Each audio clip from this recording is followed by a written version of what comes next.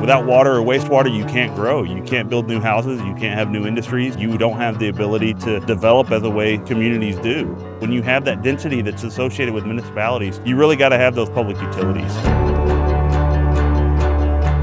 Cleburne is a special place, and we're very proud to be part of North Texas. My grandmother moved here in a covered wagon, and I was born here, raised here. We have a very proud history of being a railroad town and a small town feel. We've seen a tremendous amount of growth over the last decade, and we're really poised to see unprecedented growth in the next couple of decades. So anytime a community has the growth similar to what Cleburne's experiencing, there's demands on all the infrastructure.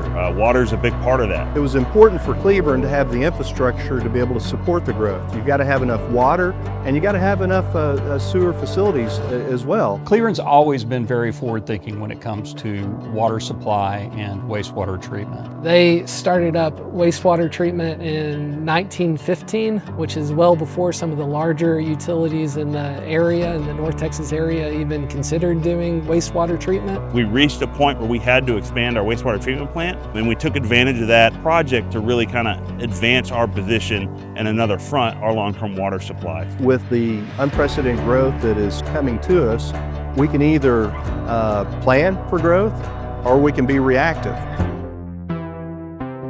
When you hit certain capacity limits, you have to build a new facility to stay ahead of growth, and we were at that point. This particular project isn't just about managing sewer and being able to handle larger capacities.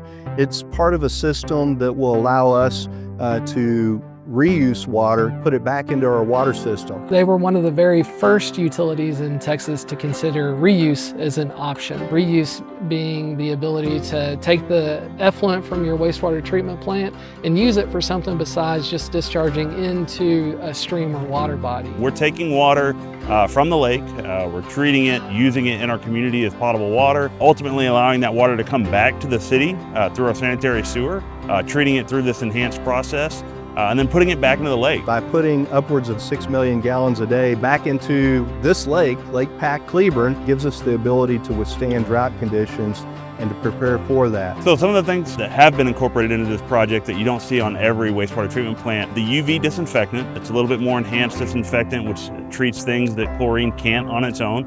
We're also doing secondary filtration, allowing us to take out any particulates that we have in that water. What the city is doing, what the operators are doing right now, is they're basically taking something that's happening out in the environment that could be a detriment to, say, a stream, a river, a creek. They're taking those processes where bacteria are growing and creating havoc for the ecosystem, and they're moving it into a controlled environment within basins at the wastewater treatment plant and making it happen there rather than in the creek or stream.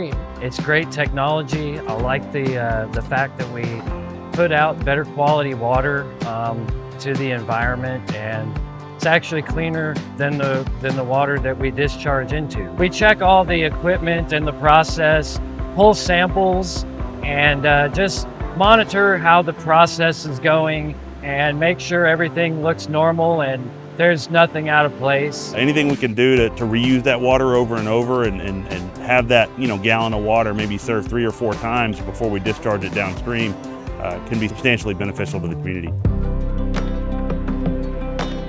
The project took well over a decade to come to this point where we're at completion and operation. This is probably the largest public works project in the history of Cleburne. This project allows us to really kind of future-proof us for the next several decades of that planned growth that we're experiencing, so we don't have situations where you start seeing utility disruptions or the inability for the city to provide that service. If the citizens of the city were to get one thing out of this, it would be pride.